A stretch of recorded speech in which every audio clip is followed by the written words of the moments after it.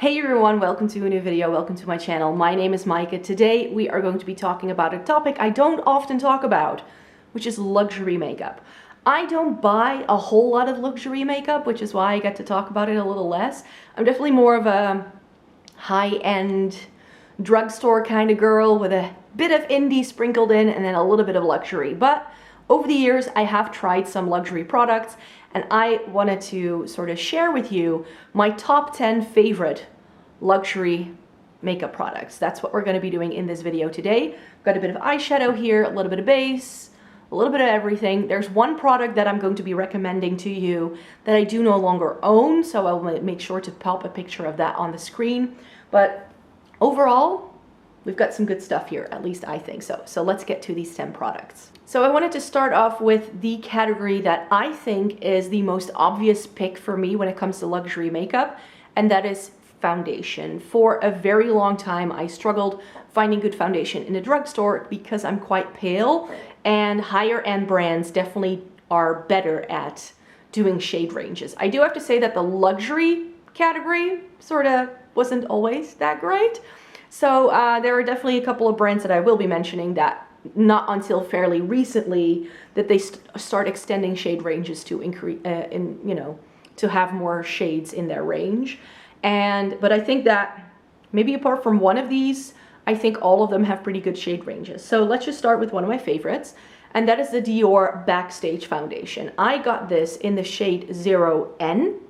And this is really lovely. I traveled with this to New York last fall, and because it's plastic and very small and handy, it's just great for travel. And this is a really nice, let's just say, not can-do-it-all foundation, but it's a foundation that I think will work for a lot of people in a lot of situations. It's medium coverage. It's not super matte, but it's also not super glowy. It's really sort of that middle of the road foundation that is just going to work for almost anything. I think the only situation where this may be difficult to pull off is under like really bright HD lighting for like a photo shoot or like a red carpet event or something like that. Those are things I don't do in my personal life. So if you're a regular person, this is great for every day. I wore this, like I took this with me on vacation because it has great wear time. Whenever I'm traveling, I don't want to be fussed about how long my makeup is going to wear and touching up and all that. I just want to go out on the town and don't have to worry about a thing. And this foundation definitely brings that to the table. It's just really nice, very easy to blend in. It comes in a ton of shades, and I think that Dior definitely did a good job with this Backstage line to begin with. This is the only product from the line that I've tried, so I definitely want to see if they have other things that I might be interested in.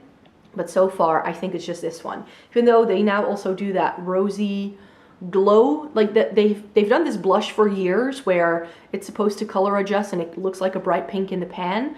That one they now do in this Backstage packaging, and it's just a pan, and it doesn't come with a horrible little brush like it used to, which is why I never bought it. So yeah, that may be something I want to try, but this foundation is really good. I think it's worth the money. My all-time favorite foundation is a bougie one. This is the Hourglass? No, that's because it says All Hours, Micah. This is the YSL All Hours foundation. I have this in BR20, and this is, I can't describe it. This is simply one of the best foundations I've tried because it is a hydrating foundation that has a medium to buildable full coverage that still feels pleasant, that doesn't feel cakey, that doesn't look like you're wearing a ton of makeup. Of course, I mean, this is going to look like makeup. Like, it's not super dewy and lightweight like the BB cream I'm wearing today, which is by Catrice, by the way. So I don't always like this, but in the winter time when my skin needs all the help it can get in terms of moisture and just looking nice, this foundation is one that I reach for. If this is too expensive for you, because I believe this is over 60 euros, I definitely got this on a sale. Like, I definitely had, like, I think I had a gift voucher or some sort of discount, and that's how I bought it. I also was given a tester in advance to see if the shade was okay and whether the foundation would break me out because it's so expensive. Yeah, I decided to keep my bottle because this is the foundation that, you know, for special occasions, day-to-day life can work as well, but this is definitely more like my special occasion kind of foundation. And so this is a foundation that I definitely love. If you, however, don't want to splurge this kind of money on a foundation, I feel that the L'Oreal Infallible is very close to it. L'Oreal owns YSL, and L'Oreal, the brand, L'Oreal makeup brand, very often has more affordable dupes for YSL products in their line. So it usually takes a bit longer for them to do it, but I feel that that Infallible is like the drugstore version of this. It doesn't exactly do the same thing because I have both, and I feel that this one is just, I don't know, there's just something about this one in terms of texture and wear time that I think it still beats that drugstore version, but there's a reason why that L'Oreal Infallible foundation is my favorite drugstore foundation. And then last but not least, because I also wanted to recommend something super lightweight, is the Chanel Le Beige Tinted Moisturizer. And this doesn't come in a whole lot of shades, I believe. This is in the shade Light, and this I like to wear a lot in the summertime. I used to have the Vita Lumiere Aqua foundation, and I used that up completely. And when it ran out, and I went to buy a new one because I loved it so much, I actually spotted this, and this was new at the time, and I feel like this is very comparable, but it's less foundation-y. So for the summertime, when I don't want, like, I wear BB creams and like tinted moisturizers in the summertime because my skin is just doing a little bit better. It doesn't need as much moisture and all the other things. Plus, right now as well, like, I haven't had, well, for a lot of people this isn't a tan. For me, this is about as tanned as I get.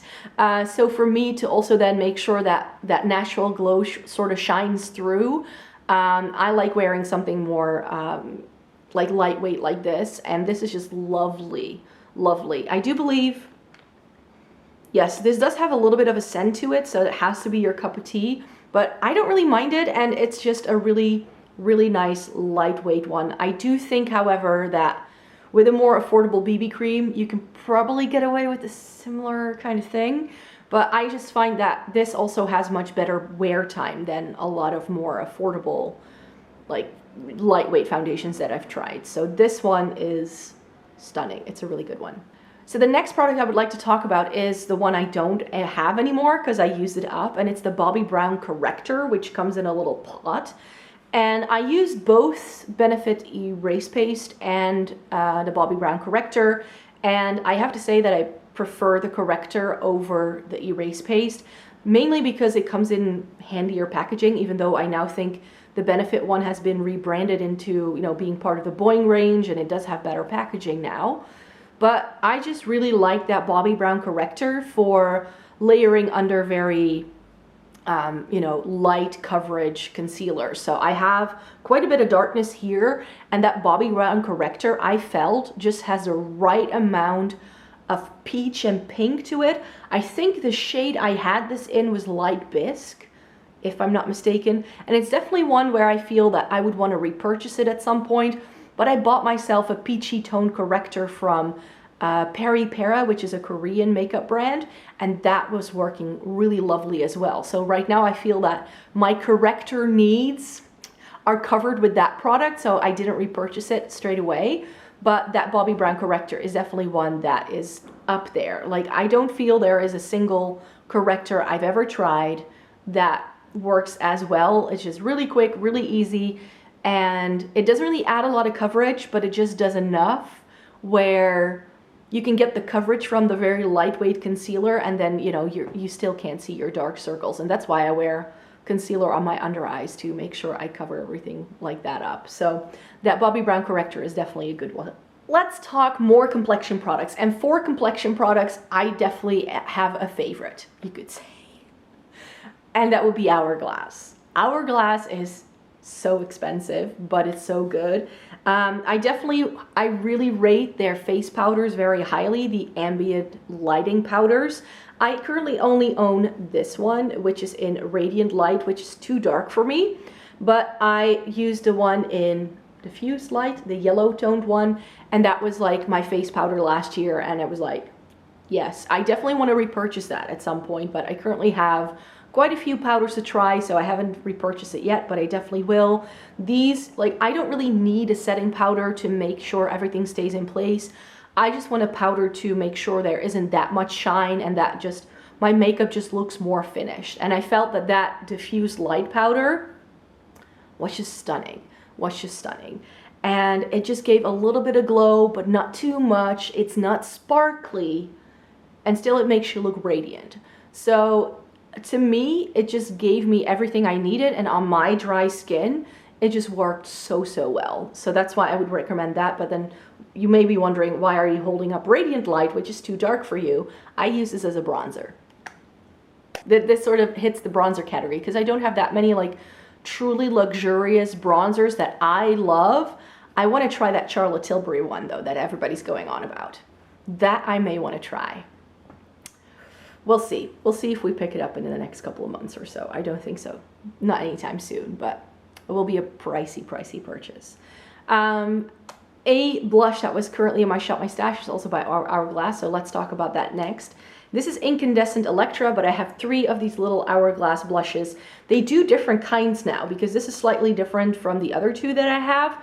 The first 2 that I bought are Mood Exposure and Diffused Heat, and those are the ambient lighting blushes.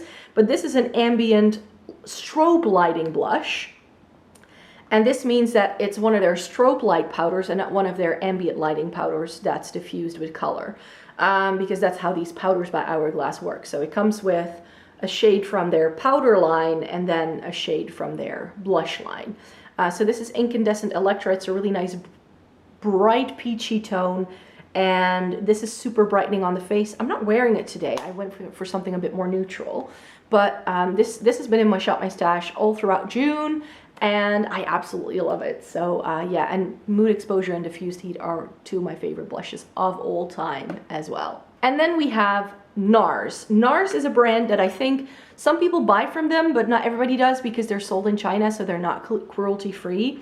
And to me, they are definitely like a luxury brand. I'm not sure if everyone would call them luxury, but I was just thinking like, what is a luxury product that I love that is a highlighter? Because I don't have that many luxury highlighters. Like luxury products, like I go for like lipsticks and foundations, but I'm not very much drawn into the bronzer, highlight, and blush realm. There's only a handful that I have.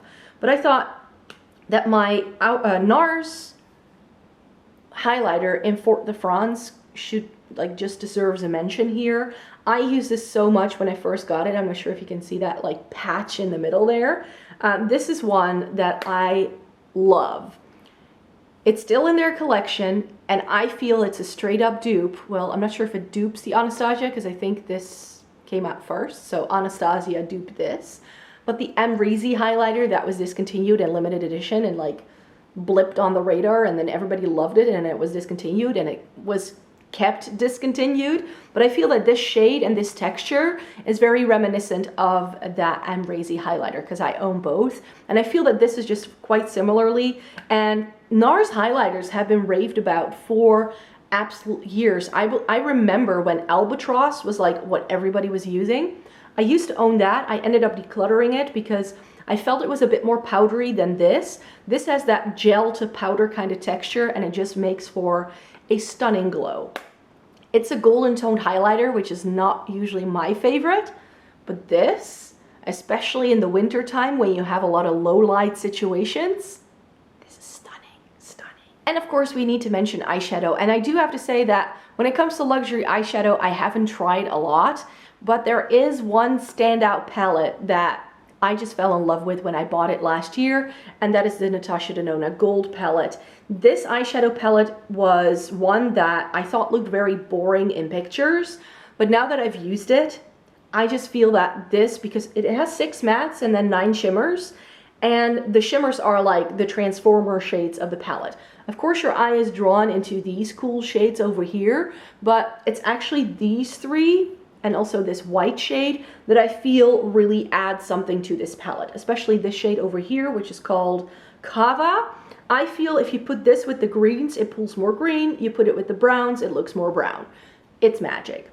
All of the different textures this has going on makes this palette worth the price point for me. I also own the Natasha Denona Lila palette, which I thought was not worth the price point it goes for because that's not my favorite. But I do feel now that I've used this a bit more, I need to go back to the Lila palette and try it more often to see if I still feel the same way. But I remember trying the Lila palette. That was the first thing by Natasha Denona I tried. And I just felt like, what's the fuss about? I didn't get it, but then I tried this and I was like, oh, now I get the fuss. Now I get why everybody's raving about these. And another brand that I do need to mention here real quickly, but because I haven't tried it yet, I can't say anything about it, but I did buy myself the Pat McGrath Divine Rose 2. So that's something that I hope to be trying in the next couple of months so that I can hopefully update you on how that went. Because Pat McGrath is even more expensive than Natasha Denona, so I definitely want to see if I feel those shadows are worth it or not. And I haven't tried that much by Pat McGrath, so I can't say anything, but because I just got myself that palette, I thought I could mention it here to let you know that I do have that now. And then the last two products I want to talk about are lipsticks. One of my favorite high-end brands for lipstick is Charlotte Tilbury, hands down. I now also own her Pillow Talk blush, but I need to put it in a Shop My Stash to give it a proper run. And I've definitely been interested in quite a lot of her products from her line. I'm very intrigued with Charlotte Tilbury, but it's just one of those brands that is very expensive. So usually I buy something from a brand like that once a year. So it doesn't really go that quickly. I do have a couple of her lipsticks. This is Red Carpet Red, and that is my favorite shade that she does. This is one of my favorite reds. One of my favorites. I remember I went to the counter in Selfridges back when the brand was not yet available in the Netherlands, and I bought this. I knew I wanted to try a nude and a red. And then, so I went to the counter and I asked, and the makeup artist put this on, and she was like, you look great. This is like, as if this lipstick was made for you. And I agreed with her. This is one of the best reds in my entire collection. I really like this squared off, I'm not sure if you can see that, but it has this squared off sort of top, and that is just super duper helpful because I find it very precise when it comes to application. This stays all day. This is definitely worth the price point. And last but not least, I want to give a mention to the Lisa Eldridge lipsticks. These are, of course, a little bit difficult to get because you can only find them on her website. They should be restocking in September. So if there are shades that are currently out of stock, just know that they should be back then. This is in Velvet Ribbon, which is a red because I love reds. And this is definitely giving the Charlotte Tilbury a run for its money. But I feel that that's a bit darker and therefore a bit more like classic. This is a bit more vibrant, a bit more blue toned, I would say. It's a bit lighter, a little bit more poppy. And these Lisa Eldridge lipsticks, I'm so glad I got these. Like, these are my new, like my new favorites. She's definitely giving Charlotte Tilbury a run for her money. And I think, because these are listed in pounds on her website, so I think they're 26 pounds a pop. Whereas the Charlotte Tilbury ones are like 33 euros. So I think it's quite, these are a little bit more affordable, I think, than the Charlotte Tilbury ones, but they may be harder to get. And especially her Velvet line. Wow, so great. And that's something I have to say about both of these lipsticks. Like, I know that a lot of people don't like matte lipsticks because they are drying and they can make your lips just feel like that.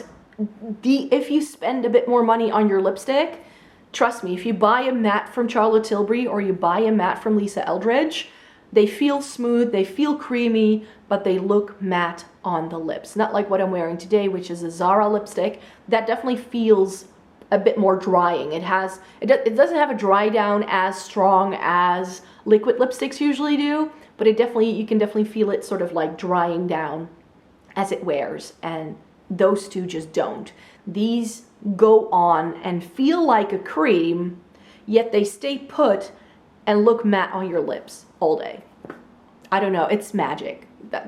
This is why I sometimes like putting a little bit of extra money into products, because sometimes spending a bit more means you also get better quality. That's not always the case, because I think I could do this video as well about expensive makeup that I thought was not worth the money. That's a video idea that I might want to pick up on at some point in the future. So yeah, I hope you enjoyed watching this video. Please give a thumbs up if you liked it. Subscribe to my channel if you'd like to see more by me. I make 3 new videos a week over on this channel. So I hope to see you in my next video. Bye!